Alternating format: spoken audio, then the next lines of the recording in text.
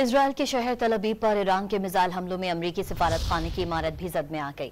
सिफारत खाने के करीब होने वाले मिसाइल हमले के बाद सिफारत खाने की ब्रांच में शीशे और खिड़कियां टूट गईं। अमरीकी सफीर ने एक बयान में लिखा कि मिसाइल हमले में कोई हलाक या जख्मी नहीं हुआ। अमरीका ने आज तल अबीब में सिफारत खाना बंद रखने का ऐलान किया है।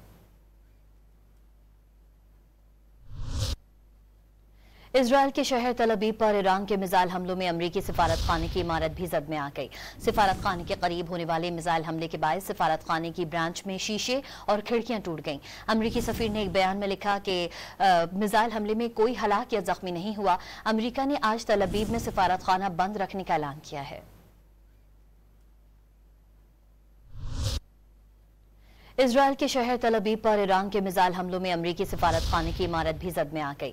सिफारत खाने के करीब होने वाले मिसाइल हमले के बाद सिफारत खाने की ब्रांच में शीशे और खिड़कियां टूट गईं।